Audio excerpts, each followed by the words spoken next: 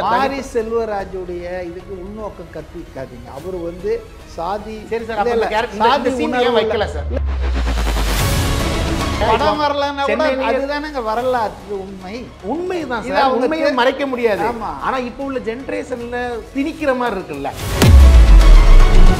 குறைந்த விலை நிறைந்த தரம், தங்கள் தேவைகள் அனைத்தும் ஒரே இடத்தில். ஜெயச்சந்திரன். மனத்தி கணேசன் அப்படிங்கிற அந்த கபடி பிளேயரை முன்னுதாரணமா வச்சு அவருடைய வாழ்க்கை வரலாற கதையா பண்ணியிருக்காரு சார். அந்த கதையை அப்படியே பண்ணியிருக்கலாம்ல சார். இதுல எதற்காக சாதி சண்டைகள் அதெல்லாம் வைக்கணுங்கிற அவசியம்? அவருடைய போராட்டத்தை நியாயத்தையும் அவர் சொல்றாரு, இவருடைய போராட்டத்தை நியாயத்தையும் சொல்றாரு. ஆனா ரெண்டு பேருமே நல்லவர்கள் என்பதையும் காட்டுறாரு. இப்ப அந்த இரண்டு ஜாதி தலைவர்கள் இறந்த வருடங்கள் முரணா இருக்கு, அதுக்குள்ள அந்த மாதிரி ஒரு கதையம்சம் வந்ததே இல்லை, புதுசா ஒண்ணு திணிக்கிறாங்க அப்படிங்கிறது கொஞ்சம் வேறுபடுதல. அந்த சமூகம் மட்டும்தான் ஒடுக்குமுறை பண்ணியிருக்காங்களா, அடக்குமுறை பண்றாங்க? மற்ற சமுதாயத்திலும் தான் அடக்குமுறைகள் ஆளா இருக்கிறாங்க. ஏன் இந்த பக்கத்துல இருந்து மட்டுமே படங்கள் எடுக்கணும்? அந்த பக்கத்து படங்களை எடுக்கிறதுக்கு நிறைய பேர் இருக்காங்க. இப்ப தேவர் மகன், தேவர் பாரம்பரியம் எடுத்தாங்க. நான் தேவர் மகன்கிற படத்துல அவங்களுக்குள்ளே உள்ள சண்டைகள் மட்டும் தான் காட்டியிருப்பாங்க. விரும்மாண்டி அதுவும் சேம் அதே மாதிரி தான் கிட்டத்தட்ட. ஏன்னா இதுல என்ன பிரச்சனை வருதுன்னா, அவர் வில்லனா காட்டுறது மாற்று சமூகத்தை சேர்ந்தவர் இல்ல. எல்லார் மனசுலயும் ஜாதி இருக்குங்க. ஜாதி இருக்கட்டும், ஜாதி உணர்வு இருக்கு, உணர்வுகள் இருக்கு, உணர்வு இருக்கு. மத்தவங்க கிட்ட அந்த ஜாதி காட்டுறது குறைஞ்சிட்டுன்ற நான். கொடியன்குளம் தாக்குதல் அது ஏன் நடந்தது சொல்லுங்க. இப்ப என்ன சொல்றாங்கன்னா, நீ அந்த சமுதாயத்துல ஒரு கேரக்டர் வைக்கிறாங்க, ஒரு போலீஸ்காரங்க நல்லாவே தெரியும் அது ஒரு குறிப்பிட்ட ஒரு சமுதாயம். அதே சமுதாயமும் இந்த தலித் சமுதாயமும் நண்பர்களா இருக்கும்போது எங்க அப்பாவா அண்ணனங்கள்லாம் நீங்க இப்படிதான் பழி வாங்கி இருக்கீங்களாடாங்கிற அந்த ஒரு கேள்வி வருமா வராதா? படம் வரலன்னா அதுதானங்க வரலாற்று உண்மை. உண்மைதான் சார், உண்மையை மறைக்க முடியாது. ஆனா இப்ப உள்ள ஜெனரேஷன்ல திணிக்கிற மாதிரி இருக்குல்ல. எண்ணிக்கை குறைஞ்சி இருக்கலாம் இந்த மாதிரி சம்பவங்கள். ஆனா இன்னைக்கும் அந்த உணர்வுகள், அந்த பாரபட்சங்கள் மாரி செல்வராஜ் அவர்கள்கிட்ட பாரபட்சம் இல்லையா? இந்த படத்தையே எடுத்துக்கோங்க. லால் நடிச்ச கேரக்டர்ல மனத்தி கணேசன் அவர்கள் கபடி பிளேயர்ல சைனால போய் வின் பண்ணிட்டு வந்து தேங்க்ஸ் சொல்றது, நான் இந்த அளவுக்கு வளர்றது காரணம் அந்த கேரக்டரான லால் அவர் தான். அந்த சீன் ஏன் சார் வைக்கல? இல்ல அந்த சீன் தெரியுதா? அது நடந்த உண்மை சார். நடந்த உண்மை. அங்க வெளியே ஒரு பிரஸ் மீட் நடந்திருக்கு. அப்போ அவங்க சொல்லியிருக்காங்க, என்னோட வளர்ச்சிக்கு முக்கிய பங்கு வந்து லால் நடித்த கேரக்டரோட அவங்க தான் அப்படின்னு சொல்லியிருக்கிறாங்க. ஏன் அந்த பாரபட்சம்? மாரி செல்வராஜுடைய இதுக்கு உள்நோக்கம் கற்பிக்காதீங்க. அவர் வந்து சாதி சரி சார், சாதி சீனியே வைக்கல சார். ஏன் வைக்கலன்றது ஆசை டைரக்டர் கதைக்கு அது தேவைன்னு நீங்க அந்த பாகுபாடு பாரபட்சம் சொன்னதுக்கு அவரே அதெல்லாம் பாக்குறாருன்ற அவர் இரு தரப்பும் தியேட்டர்ல வந்து உட்கார வச்சிருக்காரு பாருங்க. அதுவே பெரிய விஷயம். அவர் சக்சீட் ஆகிட்டாரு. இப்போ நீங்க இந்த படத்தை நீங்க சென்னையில் பார்த்தீங்க சார். இப்போ நம்ம ஊர் சைடில் நம்ம அந்த படத்தை பார்க்கணும். லால் கேரக்டர் இன்ட்ரோ சீன் கொடுக்கும்போது அந்த சமுதாயத்தை சேர்ந்தவங்க கத்துறாங்க. அப்படியே அமீரோட என்ட்ரி சீன்ஸ் எல்லாம் கொடுக்கும்போது இந்த சமுதாயத்தை சேர்ந்து கத்துறாங்க. இது இவங்களுக்குள்ளே ஒரு மோதல் உருவாக்குமா உருவாக்காது? A to B, உங்கள் பசியார எங்கள் ருசி பேசும். ஆச்சி ராயல் குலோப் ஜாமுன் பேக்ஸ், ஒன்று வாங்கினால் ஒன்று இலவசம். சார், சமீபத்தில் மாரி செல்வராஜ் இயக்கத்தில் பைசன்னு ஒரு படம், அதாவது ஒரு தலித் இளைஞன் எவ்வளோ கஷ்டப்பட்டு ஒரு பெரிய வெற்றியை அடைய முடியும் அப்படிங்கிறதுக்கு ஒரு எடுத்துக்காட்டான ஒரு படமாக இருந்துச்சு. இந்த படம் பார்த்தீங்களா சார்? எப்படி இருந்தது? நான் பார்த்தேன். தீபாவளி அன்னைக்கு நான் பார்த்தேன். ரொம்ப ரசித்தேன். மாரி செல்வராஜ் வந்து ஒரு சமூக பொறுப்புள்ள ஒரு இயக்குனராகத்தான் நான் ஆரம்பத்துலேருந்து பார்த்துட்ருக்கேன். அவருடைய முதல் படம் பரியேறும் பெருமாள் படம் வந்தப்பவே, இப்போ சொல்ல நான் பல ஆண்டுகளுக்கு முன்பு அந்த படம் ரிலீஸ் ஆன உடனே அதை பார்த்துட்டு ரொம்ப வித்தியாசமாக படம் எடுத்திருக்காரு. எப்படி பாரதி ராஜா 16 வயதில் ஒரு வித்தியாசமான படத்தை கொடுத்தாரோ அது மாதிரி இவர் வந்து ஒரு வித்தியாசமான படத்தை கொடுத்துருக்காருன்னு சொல்லி உடனே எங்கள் அமைப்பின் சார்பாக அவருக்கு திருச்சியில் வந்து ஒரு பாராட்டு விழா நடத்துறதுன்னு தொடர்பு கொண்டு அவரை வர வச்சு ஒரு பாராட்டு விழா நடத்தினோம். அவரும் வந்திருந்தார். ரொம்ப நல்ல கூட்டம் அது. அப்போ அவரோட எனக்கு வந்து இந்த கதையை பற்றியும் திரையுலகத்தை பற்றியும் பேசுகிற ஒரு வாய்ப்பு கிடைச்சிது. ஓகே. இந்த இப்போ மனத்தி கணேசன் அப்படிங்கிற அந்த கபடி பிளேயரை முன்னுதாரணமாக வச்சு அவருடைய வாழ்க்கை வரலாற கதையாக பண்ணியிருக்காரு சார். அந்த கதையை அப்படியே பண்ணியிருக்கலாம்ல சார். இதில் எதற்காக சாதி சண்டைகள் அதெல்லாம் வைக்கணுங்கிற அவசியம்?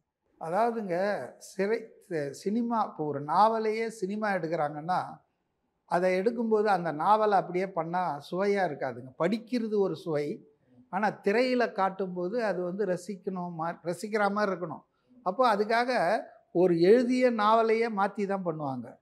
அப்போ இவர் வந்து ஒரு சம்பவம் நீங்கள் சொல்கிற மாதிரி அது ஒரு பயோகிராஃபி இல்லை, அவருடைய வாழ்க்கை பயணம் வாழ்க்கை சரித்திரமே இல்லை, அது ஒரு பகுதி தான். அவரே சொல்லியிருக்கார் பல நேர்காணலில்.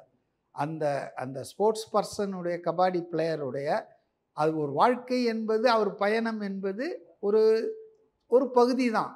அதை விட்டுட்டு அந்த தென் மாவட்டங்களில் 2 சமூகங்களுக்கு இடையே தொடர்ந்து, அதாவது அதில் சொல்கிறாரு பாருங்க, எங்கள் தாத்தா எங்கள் பாட்டன் எங்கள் அப்பா அவங்களுக்கு முன்னால் இருந்தே பகை இருக்குது, எதுக்கு பகைன்னே தெரியாத ஒரு பகை இருக்குது, எதுக்காக சண்டை போட்டுக்கிறாங்கன்னு யாருக்குமே தெரியாது.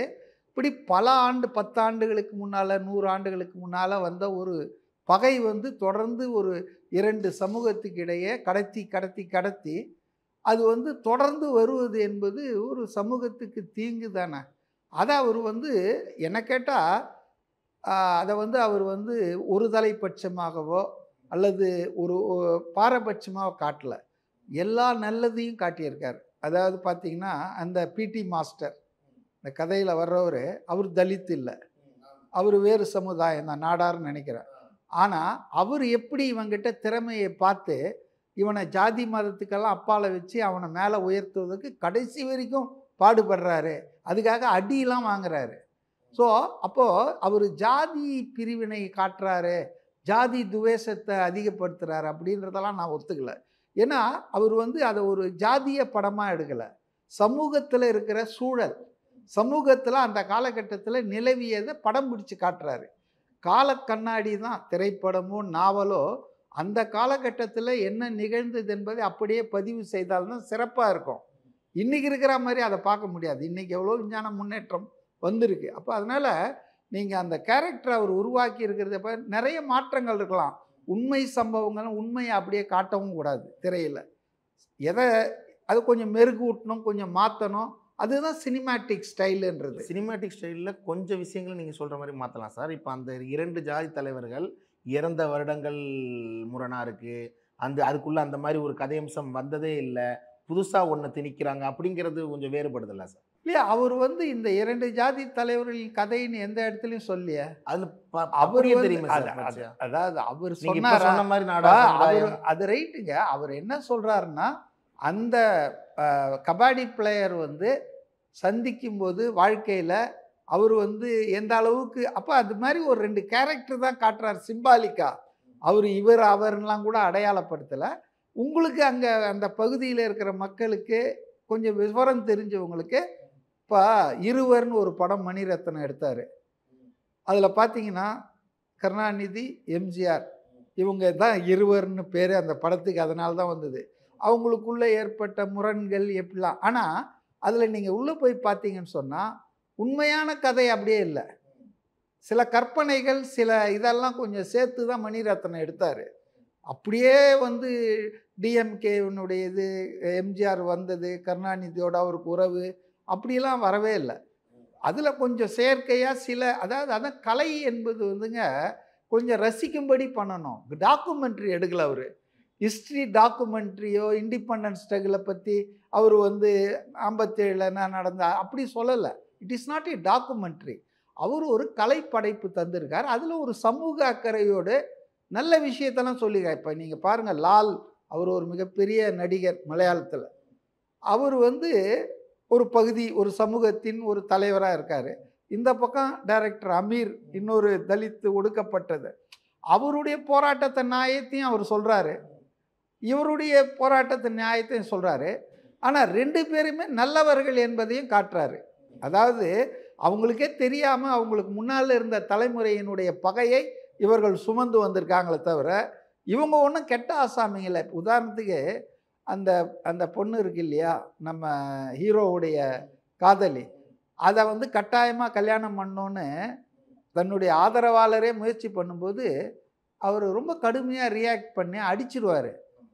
பெண்களுக்கு எவ்வளோ மரியாதை கொடுக்கணும், அவங்க விரும்புகிறதை செய்யணுன்ற மாதிரி அந்த மனிதாபிமானம், மனித பண்பு, பெண்களுக்கு கொடுக்க வேண்டிய மரியாதை இதெல்லாம் அவர் வந்து அங்கே வெளிக்கொண்டு வரார். அதில் முக்கியமாக ஒரு டயலாகே சொல்லியிருப்பார், வேலியை உடைக்கிறது மட்டும் வீரம் இல்லடா, வேலியை உடைக்காத அளவுக்கு ஒரு தூரம் போகிறதே ஒரு வீரம் தான்.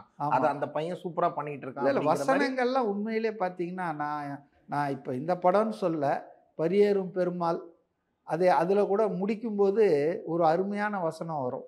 அதாவது வந்து நல்லா படிப்பா, நீ வந்து நல்லா இது பண்ணுப்பா அப்படின்னு சொல்லி அந்த கதாநாயகியுடைய அப்பா இறந்துட்டார் இல்லையா, அவரும் ஒரு நல்ல டைரக்டர் தான். அவர் சொல்லுவார், அப்பா அவர் வந்து அதுக்கு அந்த பையன் பதிலுக்கு ஒரு டைலாக் எனக்கு எக்ஸாக்டாக ஞாபகம், ரொம்ப மனசை தைச்சுது.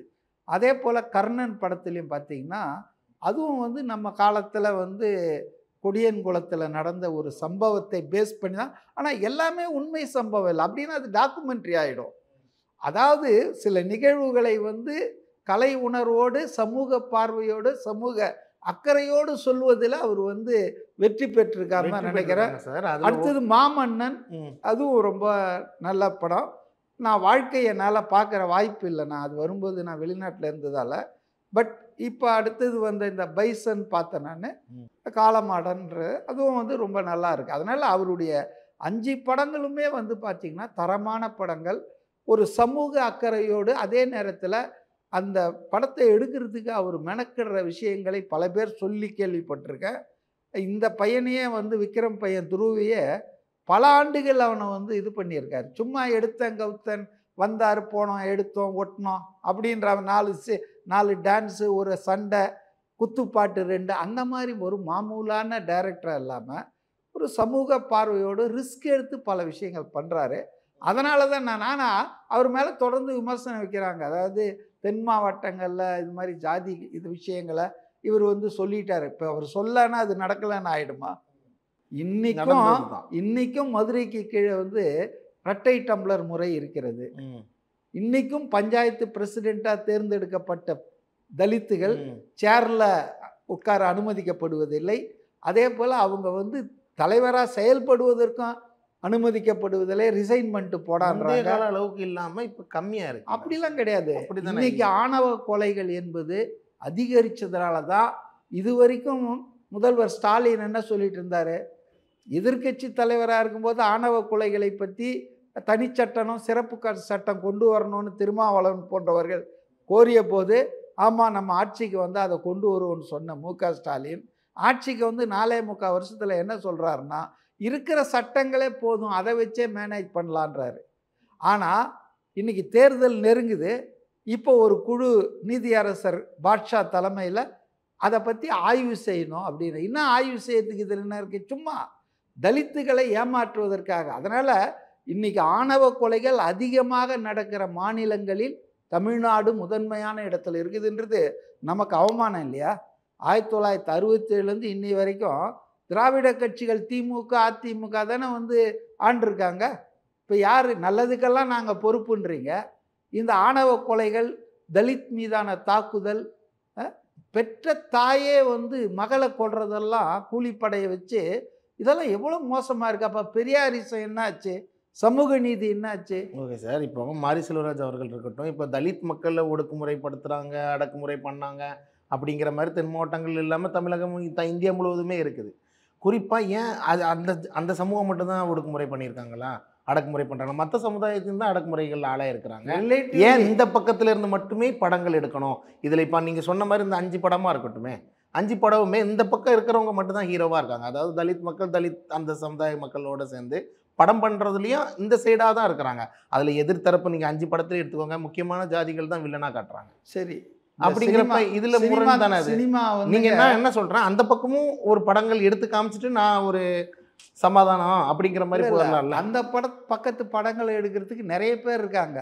இந்த பக்கத்து விஷயங்களை சொல்றதுக்கு ஒரு பா ரஞ்சித்தை விட்டா, ஒரு நம்ம மாரி செல்வராஜை விட்டா எத்தனை பேர் இருக்காங்க? இப்போ தேவர் மகன்னு தேவர் பாரம்பரியம் எடுத்தாங்க. இப்படி உயர் ஜாதியினுடைய இப்போ பிராமின்ஸ் பற்றி எடுக்கிறதா எடுத்திருக்காங்க. என்ன சார் நீங்க நான் என்ன சொல்றேன்னா, தேவர் மகன்கிற படத்துல அவங்களுக்குள்ளே உள்ள சண்டைகள் மட்டும் தான் காட்டியிருப்பாங்க. ஆமா, அந்த எதிர்த்தரப்பும் தேவர் விருமாண்டி அதுவும் சேம் அதே மாதிரி தான் கிட்டத்தட்ட. ஏன்னா இதுல என்ன பிரச்சனை வருதுன்னா, அந்த மாரி செல்வராஜ் அவர்கள் இயக்கத்துல அவர் வில்லனா காட்டுறது மாற்று சமூகத்தை சேர்ந்தவர். இல்ல இதுல வில்லனா காட்டலையா? இதுல என்னன்னா இப்ப இல்ல நீங்க தென் மாவட்டத்தையே சொல்லுங்க, அடுத்த கட்டங்கள் நாங்க வில்லனா காட்டலையா? ரொம்ப நல்லவரா தானே காட்டியிருக்காரு. நல்லவரா காட்டினாலுமே இத்தனை கொலை கொள்ளை இதில் என்னன்னா இதெல்லாம் யதார்த்தம் தான் நடந்ததுதான் சார். இப்ப அடுத்தடுத்த பிள்ளைங்கள் ஒன்னா இருக்காங்க. இப்போ எல்லா சமுதாய மக்களும் இப்ப ஒன்னா இருக்காங்க. எங்க ஒன்னா இருக்காங்க? எங்க அப்பாவை நீ இப்படிதான் பண்ணியா, என் அண்ணனை நீ இப்படிதான் பண்ணியா அப்படிங்கிற மாதிரி ஒரு தூண்டு விதமா வருமா வராது? நீங்களே சொல்லுங்க. நான் சொல்றேன், இந்த படத்தை பார்த்து இந்த படம் வந்ததே மறந்துருங்க. இந்த படம் வர்றதுக்கு முன்னால ஒருத்தன் பைக் ஓட்டிட்டு போனான்னு கையை வெட்டினாங்க. ஒருத்தன் நல்லா படிச்சான்னு சொல்லி வீடு பூந்து ஒரு மாணவன். இதெல்லாம் எந்த மாவட்டத்தில் மிகவும் தவறுதான் நடந்துகிட்டே இருக்குது. எல்லாமே முடிஞ்சிடுச்சு, தீர்ந்துடுச்சு. இவர் வந்து அதை கிளப்புறாரு தப்புங்க. இப்ப எல்லாருமே ஒற்றுமையா இருக்கும்போது இந்த படங்களை இதையே நான் ஒத்துக்கல. எல்லாரும் ஒற்றுமையா இருக்கிறாங்கன்னு சொல்றீங்க பாருங்க, இதுவே தவறு. 50% கூட இல்ல. எல்லார் மனசுலயும் ஜாதி இருக்குங்க. ஜாதி இருக்கட்டும், ஜாதி உணர்வு இருக்கு, உணர்வுகள் இருக்கு, உணர்வு இருக்கு. மத்தவங்க கிட்ட அந்த ஜாதி காட்டுறது குறைஞ்சிட்டுன்ற நான் இல்ல குறையில்லைங்க. அதுக்கு காரணம் விஞ்ஞானங்க, கல்வி, விஞ்ஞானம், பொருளாதார வளர்ச்சி. அதை நோக்கி தானே சார் பயணிக்கணும். கொடியன்குளம் தாக்குதல் அது ஏன் நடந்தது சொல்லுங்களா? அப்ப நடந்துச்சு சார், இப்ப நடக்குதா? இப்ப நடந்திருக்கா? இப்பவும் நடக்குதுங்க. இப்ப என்ன சொல்றாங்கன்னா, நீ அந்த சமுதாயத்துல ஒரு கேரக்டர் வைக்கிறாங்க, ஒரு போலீஸ்காரங்கள ஒரு இன்ஸ்பெக்டர் வைக்கிறாங்க. அதுக்கு நல்லாவே தெரியும் அது ஒரு குறிப்பிட்ட ஒரு சமுதாயம்ட்டு. அப்போ இவர் வந்து தலித் இருக்கிற தனுஷ் வந்து கொள்றாங்க. அப்படிங்கிறப்ப அதே சமுதாயமும் இந்த தலித் சமுதாயமும் நண்பர்களா இருக்கும்போது எங்க அப்பாவா அண்ணனங்கள்லாம் நீங்க இப்படிதான் பழி வாங்கியிருக்கீங்களாடாங்கிற அந்த ஒரு கேள்வி வருமா வராதா? இந்த படம் சார், நீங்க படம் வரலன்னா அதுதானங்க வரலாற்று உண்மை. உண்மைதான் சார், உண்மையை மறைக்க முடியாது. ஆனா இப்ப உள்ள ஜெனரேஷன்ல திணிக்கிற மாதிரி இருக்குல்ல, இப்படி நடந்திருக்கு, இவங்க அதெல்லாம் மறந்து இருக்கிற மாதிரி இருக்காங்க. அப்படியெல்லாம் இல்லைங்க, மறந்து இருக்கிறாங்கலாம் இல்ல, எண்ணிக்கை குறைஞ்சு இருக்கலாம் இந்த மாதிரி சம்பவங்கள். ஆனா இன்னைக்கும் அந்த உணர்வுகள், அந்த பாரபட்சங்கள் இதெல்லாம் இருந்துக்கிட்டே தான். ஆணவ கொலை இல்லைன்னா எதுக்குங்க இப்போ போயிட்டு ஆணவ கொலைக்கு சிறப்பு சட்டம் கொண்டு வர்றதுக்கு திமுக ஆட்சி 4.25 வருஷம் கழிச்சு எதுக்கு வந்து ஒரு கமிட்டியை போடுறாங்க? நீங்கள் எல்லாம் முடிஞ்சிடுச்சு குறைஞ்சிடுச்சுன்றீங்க. அதெல்லாம் ஒன்றும் இல்லைங்க. சமூகத்தில் வந்து இந்த சாதிய உணர்வு ரொம்ப ஜாஸ்தி. அது தென் மாவட்டங்களில் குறிப்பாக இந்த பக்கம் கூட இருக்கு, தருமபுரி, கிருஷ்ணகிரி, இந்த சேலம், இந்த மாவட்டங்கள்லையும் இருக்கு. இப்போ இந்த மாமன்னன் கதையை அது என்ன சொன்னாங்க, சபாநாயகராக இருந்தார் தனபால், அவருடைய கதை தான் அதுன்னு சொல்றாங்க. அது கற்பனை. அதாவது வந்து ஒரு கட்சியில ஒரு மாவட்ட செயலாளர் இருக்கிற ஆளு, உயர் ஜாதியை சார்ந்தவர், அவர் வந்து ஒரு எம்எல்ஏவா ஒரு சீனியர் அவரோட வயசா இருக்கிறவரை எப்படி நான் பார்த்துருக்கேங்க. நான் திருவள்ளூரில் மாணவனாக இருக்கும்போது காங்கிரஸ் கட்சி சார்பாக விஎஸ் அருணாச்சலம்னு ஒரு எம்எல்ஏ இருந்தார். அவர் வந்து ரிசர்வ்டு தொகுதி தான் திருவள்ளூர், எனக்கு நல்லா ஞாபகம் இருக்குது. அவர் ஒரு சீனியரான எம்எல்ஏ. ஆனால் எம்எல்ஏவாக இல்லாத காங்கிரஸ்காரர்கள், மற்ற கட்சிக்காரர்கள்லாம் அவரை வந்து பேர் சொல்லி கூப்பிடுவாங்க. அவர் ஒரு தலித்துன்றதால் அவமானப்படுத்துவாங்க. அதனால் இந்த பதவிகளில் வருவதாலோ உயர் பதவிகள் அதாவது அமர்த்தப்படுவதாலோ இந்த சாதிய பாகுபாடு போயிடும்னு யாராவது நினைச்சாங்கன்னா அது மனதளவில் மாறணும் மக்களுக்கு தான். சரி, இப்போ அந்த கேரக்டரை அந்த ஜாதி ரீதியாக காட்டாம ஒரு கேரக்டராகவே காட்டினா எப்படி இருக்கும்ன்றான் நான். நீங்க மாரி செல்வராஜ் அவர்கள்கிட்ட பாரபட்சம் இல்லையா? இந்த படத்தையே எடுத்துக்கோங்க. லால் நடித்த கேரக்டரில் நம்ம மனத்தி கணேசன் அவர்கள் கபடி பிளேயரில் சைனாவில் போய் வின் பண்ணிட்டு வந்து தேங்க்ஸ் சொல்கிறது, நன்றி, நான் இந்த அளவுக்கு வளர்றதுக்கு காரணம் அந்த கேரக்டரான லால் அவர் தான். அந்த சீன் ஏன் சார் வைக்கல? இல்லை, அந்த சீன் தெரியுதா? அது நடந்த உண்மை சார். இல்லை நடந்த உண்மை. அங்கே வெளியே ஒரு ப்ரெஸ் மீட் நடந்திருக்கு. அப்போ அவங்க சொல்லியிருக்காங்க என்னோட வளர்ச்சிக்கு முக்கிய பங்கு வந்து லால் நடித்த கேரக்டரோட அவங்க தான் அப்படின்னு சொல்லியிருக்கிறாங்க. ஏன் அந்த பாரபட்சம்? அது இதே தலித்துல ஒண்ணு, அவரே தலித்தா இருந்திருந்தா எதிரில் உள்ளவங்க. மாரி செல்வராஜுடைய இதுக்கு உள்நோக்கம் கற்பிக்காதீங்க. அவர் வந்து சாதி, சரி சார், சாதி உணர்வு வைக்கல சார். இல்ல, சாதி உணர்வு உள்ளவரா இருந்தாருன்னா அந்த சாதி பகமே இன்னும் நல்லாவே காட்ட முடியும். அவர் எல்லாத்தையும் மட்டுப்படுத்தி இது மாதிரி இருக்கக்கூடாது, தவிர்க்கப்பட வேண்டும், சகோதரர்களாக எல்லாரும் வாழணும் அப்படின்ற அந்த நோக்கத்துல தான் படம் எடுக்கிறார். இந்த சீன் முக்கியம் இல்லை சார். வணக்கம் அப்படி அவங்க நன்றி சொல்றதா இருக்கட்டும், அவங்க வந்து அது ஏன் வைக்கலன்றது ஆஸ் ஏ டைரக்டர் கதைக்கு அது தேவைன்னு நீங்க அந்த நினைச்சாரா? பாகுபாடு பாரபட்சம் சொன்னதுக்கு அவரே இல்ல, இல்ல, அதான் அவரு- பாக்குறாருன்ற இல்லையே, அவர் இதே அதே சொன்ன தலித் விதம். சமூகத்துல இவருக்கு இல்லைங்க, help பண்ணி அந்த நன்றி காட்சி சொல்லியிருந்தா வைக்கலையே அந்த காட்சி தவிர வச்சிருக்கலாம். இல்ல அந்த காட்சி வைக்கலையேன்னு சொல்றீங்க. ஆனா படம் பார்க்குற என்னை போன்றவர்களுக்கு என்ன உணர்வுனா, ஒரு லால் வந்து ரொம்ப ஹெல்ப் பண்ணி கடைசியில் வந்து அவனை பெரிய ஆளாக்குறதுக்காக தன்னுடைய இதில் வைக்க முடியலன்னா கூட டீமில் வேற ஒரு டீமுக்கு அனுப்பிச்சு இன்னைக்கு வந்து ஏசியா அளவுக்கு போகிற அளவுக்கு பண்ணி ஜப்பான்லாம் போயிட்டு வராருன்ற மாதிரி காட்டுறாரு. இதெல்லாம் வந்து லாலுடைய கேரக்டரை வந்து ரொம்ப இது பண்ணி தாங்க காட்டுறாரு. அவர் ஜாதியை அங்கே கொண்டு வரல, நல்ல மனிதன். இந்த ஜாதியில் இருந்தாலும் அவன் வந்து விளையாட்டை ரசிக்கிறான், விளையாட்டு திறமை யார்கிட்ட இருந்தாலும் பக்கத்திலே உட்காந்து இலை போட்டு சாப்பிட்றான். ஸோ அவன் வந்து ஒரு ஜாதி வெறியன் இல்லை, ஜாதி பற்று இருக்குது அந்த ஆளுக்கு. அது கூட எதனால் இருக்குதுன்னா தொடர்ந்து அவங்க அப்பாவுக்கு அவங்க தாத்தாவுக்கு இருந்தது இவனுக்கும் வந்திருக்கு, அவ்வளோதானே தவிர. இப்போ நீங்கள் இந்த படத்தை நீங்கள் சென்னையில் பார்த்தீங்க சார். இப்போ நம்ம ஊர் சைடில் நம்ம அந்த படத்தை பார்க்குறோம். அப்படிங்கிறப்ப Lal character opening scene intro scene கொடுக்கும்போது அந்த சமுதாயத்தை சேர்ந்தவங்க கத்துறாங்க. அப்படியே அமீரோட என்ட்ரி சீன்ஸ்லாம் கொடுக்கும்போது இந்த சமுதாயத்தை சேர்ந்து கத்துறாங்க. இது இவங்களுக்குள்ளே ஒரு மோதல் உருவாக்குமா உருவாக்காது? கண்டிப்பாக உருவாக்காது. இது சினிமா, இது ஒரு திரைப்படம் சினிமா அப்படின்னு நினச்சிக்கிட்டு பார்க்கணும். ரெண்டாவது வந்து அந்த மாதிரி அந்த புரிதல் இருக்குமா? இல்ல புரிதல் நீங்களே ஜாதிய கட்டமைப்பு தென்மாவட்டங்கள் அதிகம்னு நீங்களே சொல்லியிருக்கீங்க. அப்படிங்கிறப்ப இந்த புரிதல் மட்டும் எப்படி சார் இருக்கும்? ரெண்டு தலைவர்கள் மாரி செல்வராஜ் கொண்டாடிட்டு இருக்காங்க, எதிரும் புதிரும். பாருங்க, மாரி செல்வராஜ் போன்ற ஒரு நாடறிந்த அவர் யாரு மாரி செல்வராஜ்னு எல்லாருக்கும் தெரியும். அவர் சோசியல் பேக்கப் என்னன்னு தெரியும். அந்த படத்துக்கு இருதரப்பும் தியேட்டர்ல வந்து உட்கார வச்சிருக்காரு பாருங்க. அதுவே பெரிய விஷயம். அவர் சக்சீட் ஆகிட்டாரு. நீங்கள் தேட்டருக்குள்ளே சண்டை வருமானு சொல்கிறீங்க, இது வரைக்கும் எங்கேயும் சண்டை வந்த மாதிரி தெரியல, ரிப்போர்ட் ஆகல. மாவட்டங்கள் இல்லை இல்லை இல்லை, நான் இதை பாசிட்டிவாக பார்க்குறேன். இது கூட சவுண்ட் இல்லை, நீ அதிகமாக சவுண்ட் விடுறீங்க கூட ஒரு ஏற்றம் இறக்கம் வருது. ஒரு சில படங்களில் ஹீரோவுக்கு சில பேர் வந்து அப்ளாஸ் பண்ணுவாங்க. ஒரு 2-3 காட்சியில் வந்து போகிற வில்லனுக்கு சிறப்பாக நடித்தான்னா அப்ளாஸ் பண்ணுவாங்க. அதனால் வந்துங்க என்னுடைய இது என்னென்ன பார்வையில் அவர் வெற்றி பெற்று விட்டார். அதாவது சமூகங்களுக்குள்ளே இருக்கிற இந்த வேறுபாடை, இந்த பகையை மறக்கடிச்சு 2 தரப்பினரும் இவருடைய படத்தை பார்க்க வச்சிருக்காரு பாருங்க, ஆர்ப்பரிக்க வச்சிருக்காரு பாருங்க, சந்தோஷப்பட வச்சிருக்காரு பாருங்க. இதுவே ஒரு வெற்றியான ஒரு விஷயமா தான் நான் பார்க்குறேன். Okay sir. இறுதியா சார், இப்போ தலித் அந்த இது மட்டும் அந்த ஜாதிகள் மட்டும்தான் ஒடுக்குமுறைக்கு ஆளாயிருக்காங்கன்னு நீங்கள் நம்புறீங்களா? ஏன்னா நீங்கள் ஒரு குறிப்பிட்ட அந்த ஒரு சமூகத்தை தவிர்த்து மற்ற எல்லா ஜாதியுமே ஒடுக்குமுறைக்கு ஆளாயிருக்காங்க. குறிப்பிட்ட நான் அந்த சமுதாய ஜாதி பேரை சொல்லலை, அதை தவிர்த்து மற்ற எல்லாருமே ஒடுக்குமுறைக்கு ஆளாயிருக்காங்க. அப்படிங்கிறப்ப நீங்கள் அந்த மற்ற ஜாதிகளுக்கான ஒடுக்குமுறைகளை வச்சு ஏன் இந்த மாரி செல்வராஜ் படம் எடுக்க மாட்டேங்கிறார்? அது வந்துங்க அவருக்கு படம் எடுக்கிறதுன்றது வந்து அவருடைய இஷ்டம் மட்டும் இல்லைங்க. தயாரிப்பாளர் கிடைக்கணும், தயாரிப்பாளர் வந்து அதை விரும்பணும், நடிகர்கள் நடிக்க விரும்பணும், இப்படி 1008 விஷயங்கள் இருக்குது.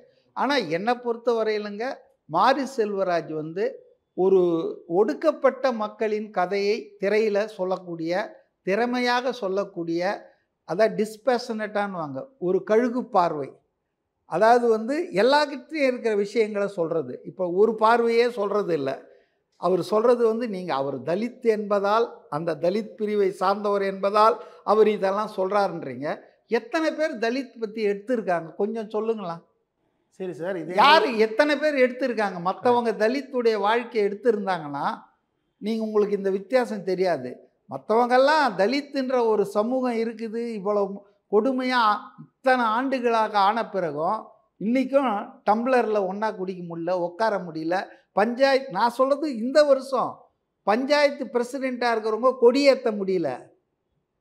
திமுக ஆட்சி, அண்ணா திமுக ஆட்சி எல்லாம் நம்ம பார்த்துருக்குறோம். அதனாலங்க ஜாதிய கொடுமைகள், ஜாதிய பாரபட்சங்கள் மிக அதிகமாக சந்திக்கிறது, எதிர்கொள்வது தலித்துகள் தாங்க சார். அதுல ஒண்ணு. அப்ப தமிழ்நாட்டில் சபாநாயகர் ஒரு தலித் வந்திருக்காங்க சார், இந்திய குடியரசுத் தலைவர் ஒரு தலித் இருக்காங்க சார் பட்டியல். இதெல்லாம் டம்மி போஸ்ட்டுங்க. சீஃப் மினிஸ்டர் தமிழ்நாட்டில் சமூக நீதி, ஏங்க ஒரு தலித் வரல? ஏன் தலித் வரணும்னு கூட சொல்ல மாட்டேன்றாங்க. பாவம், ரொம்ப நாளாக திருமாவளவன் ஆசைப்பட்டுட்டு இருந்தார். இப்போ அவருக்கே வந்து இன்னும் நாள் ஆகும் அப்படின்ற மாதிரி அவர் எனக்கு பதவியே வேணான்ற அளவுக்கு இருக்கிறாரு. அதனால தமிழ்நாட்டில் ஏன் ஒரு தலித் வரல? நீங்கள் பாருங்கள், யூபியில் வந்தாச்சு. யூபிலாம் வந்து தமிழ்நாட்டை விட ரொம்ப முற்போக்கான மாநிலங்கள் கிடையாது. புரியுதுங்களா? பஞ்சாபில் வந்தாச்சு. பஞ்சாபில் தலித் வந்திருக்கிறார் முதலமைச்சராக. கேரளாவில் வரல. ஆனால் இப்போ இங்கே பாருங்கள், தமிழ்நாட்டிலேயே இப்போ தானங்க ஒருத்தருக்கு உயர்கல்வி அமைச்சர் கொடுத்துருக்காங்க. இல்லைன்னா ஆதி திராவிடர் நலத்துறை. அதை தவிர தலித்துகளுக்கு ஒதுக்கிறதுக்கு வேற துறையே இல்லையா? ஆனால் காங்கிரஸ் கட்சி ஆண்ட போது கக்கன் ஹோம் மினிஸ்டருங்க, நம்பர் 2. காமராஜுக்கு அடுத்தது அவர் தான் போலீஸ் மந்திரி. அந்த காலத்திலலாம் ஹோம் மினிஸ்டர் தனியாக இருப்பார், சீஃப் மினிஸ்டர். இப்போல்லாம் எல்லா கட்சியிலையும் சொல்கிறேன், போலீஸை எல்லாருமே வச்சுக்கிறாங்க சீஃப் மினிஸ்டர். காமராஜர் கக்கன் இந்த 2 சமுதாயத்தை சேர்ந்தவங்க. ஆமாம் சார் இருந்திருக்காங்க. ஆமாம், ஒற்றுமையாக இருந்தாங்க. இது எக்ஸப்ஷன், இதெல்லாம் எக்ஸப்ஷனுங்க. ஆனால் இன்னைக்கு நான் என்ன சொல்கிறேன்னா, சமூகம் வந்து எந்த அளவுக்கு கெட்டிப்பட்டிருக்குதுன்னா, நான் தப்பாக நினச்சிக்குவேன்னா, இப்போ திமுக என்பது சமூக நீதிக்காக இருக்கிற கட்சின்னு சொல்லிக்கிறாங்க. இப்போ இந்த சமூக நீதி பேசுகிற கட்சி 2 விஷயத்தை நான் சொல்கிறேன். சமூக நீதி பேசுகிற கட்சி, ஒரு நாடறிஞ்ச தலைவர் ராசா, ஆண்டிமுத்து ராஜா, மத்திய அமைச்சராக இருந்தவர், துணை பொதுச் செயலாளராக இன்றைக்கி இருக்கிறாரு. அவர் வந்து பெரம்பலூரில் எம்பியாக இருக்கார். அந்த தொகுதி வந்து தனி தொகுதியாக இருந்தது, பொது தொகுதியாக மாறிடுறாரு. அப்போ இந்த சமூக நீதி கட்சி என்ன பண்ணணும்? ராஜாவை அங்கேயே நிறுத்தி ஜெயிக்க வைக்கணும்ல. ஆனால் என்ன பண்ணுறாங்க, அவரை நாடு கடத்தி நீலகிரி மலையேற வச்சுட்டாங்க. ஆனால் ஜெயலலிதா வந்து ஒரு பிராமின் தான். தலித் எழில்மலை என்ற ஒரு தலித்தை திருச்சி ஜென்ரல் கான்ஸ்டுவன்சி லோக்சபாவில் நிற்க வச்சு ஜெயிக்க வச்சாங்க. அப்போ திமுக என்பது அது வந்து தலித்துகளுக்கு வந்து என்ன செஞ்சிருக்குதுன்னு கொஞ்சம் பார்த்தோம்னா ரொம்ப வருத்தம். எத்தனை மாவட்ட செயலாளர்கள் இன்னைக்கு தலித்து சார்ந்தவர் இருக்காங்க. வேங்கை வயல் பிரச்சனை எடுத்துங்களா, 2 வருஷம் ஆச்சு. சிபிசிஐடி விசாரணையில் நம்பிக்கை இல்லை, சிபிஐ விசாரிக்கணும்னு திருமாவளவனே கோரிக்கை வைக்கிற அளவுக்கு தான் இந்த ஆட்சி இருந்தது. இன்னைக்கு கடைசியில் என்ன பண்ணிட்டாங்க, அவங்கள பொறுத்தவரை ஜாதி, எல்லா ஜாதி ஓட்டம் வேணும். அப்போ அதுக்காக என்ன பண்ணாங்க, மலம் கலந்த குடித்தவனே தண்ணியை அவன் தான் கலந்தான்னு அதை அந்த வன்கொடுமை தடுப்பு சட்டப்பிரிவிலேருந்து எடுத்துட்டாங்க. இப்போ எவன் கம்ப்ளைண்ட் கொடுத்தானே அவனே குற்றவாளி ஆக்கிட்டாங்க. இதெல்லாம் வந்துங்க இன்றைக்கும் திமுக என்பது உதட்டளவில் தான் சமூக நீதி பேசுகிறாங்க.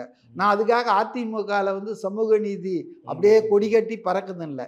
இந்த 2 திராவிட கட்சிகளுமே ஏமாத்துறாங்க.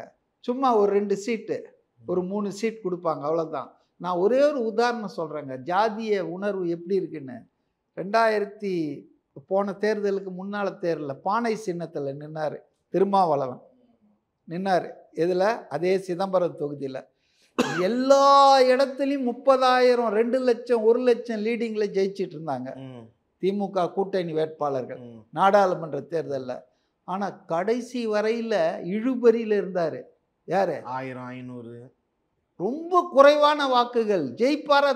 அது காரணம் என்னன்னு நினைக்கிறீங்க? திமுகவினர் அவருக்கு ஓட்டு போடலைங்க. திமுகவினர் வந்து அவருக்கு எதிராக வேலை செஞ்சாங்க. ஏன்னா அவர் பேச்சாளர் நல்ல நல்ல இதாகிறார், பிரபலமாகறாரு. அது நமக்கு வந்து நல்லதில்லை நம்ம கட்சிக்குன்னு சொல்லி அவங்க குறுக்குசால் ஓட்டிட்டாங்க. இல்லைன்னா இதுக்கு என்ன எக்ஸ்பிளனேஷன் சொல்லுவாங்க? சிதம்பரம் தொகுதியில் இவ்வளவு இழுபறிக்கு அப்புறம் மிக சொற்பமான வாக்குகளில் அவர் ஜெயிச்சதுக்கு என்ன காரணம் சொல்லுவாங்க? புள்ளியே மாவட்ட செயலர் இருப்பாரு, எனக்கு கிடைக்காதது அவரு கிடைச்சிருக்குங்கிறதுக்காக. இல்லை இல்லை, இது தலித்துங்கிறத பிரிக்க வேண்டிய சாதி வெறி, சாதி வெறி. அதான், வேற ஒன்றுமே கிடையாது. திருமாவளவன், ராஜா, இந்த கதையெல்லாம் நான் சொல்கிறேன்னா, இதெல்லாம் வந்து திமுகவினர் எந்த அளவுக்கு அதாவது நடிக்கிறாங்க. இவங்க வந்து இன்றைக்கி தான் ஒருத்தரை வந்து ஒரு உயர்கல்விக்கு வந்து தஞ்சாவூர்கார் ஒருத்தரை போட்டிருக்காங்க. மற்றபடி எல்லாம் என்னன்னா ரிசர்வ்டு, என்ன ஒரு பதவி கொடுப்பாங்கல்ல 2, அது எல்லாமே பார்த்திங்கன்னா எந்த பவர்ஃபுல் போர்ட்ஃபோலியோவும் கொடுக்க மாட்டாங்க. ஹரிஜன் வெல்ஃபேர், தாழ்த்தப்பட்டோர் நலத்துறை, இதான் கொடுப்பாங்க. அதனால் வந்துங்க திராவிட கட்சிகள் வந்துங்க 60 வருஷமாக ஆண்டு இங்கே சமூக நீதியும் காப்பாற்றலை, தலித் மக்களையும் மேலே தூக்கி விடலை. சாதிய வன்மங்கள், ஆணவ கொலைகள் இதெல்லாம் குறைவதற்கு எதுவும் பண்ணல, அதிகமாக ஆகிட்டே இருக்கு. புரியுதுங்களா? அதனால் வந்து இந்த மாதிரி படங்கள் வருவது என்பது ஒரு இதுதான் ஃபேக்ட். இதை நீங்கள் எதுவும் தவிர்க்க முடியாது. நன்றி சார். குறைந்த விலை நிறைந்த தரம் தங்கள் தேவைகள் அனைத்தும் ஒரே இடத்தில். ஜெயச்சந்திரன். ஆச்சி ராயல் குலோப் ஜாமுன் பேக்ஸ். ஒன்று வாங்கினால் ஒன்று இலவசம். A to B உங்கள் பசியார எங்கள் ருசி பேசும்.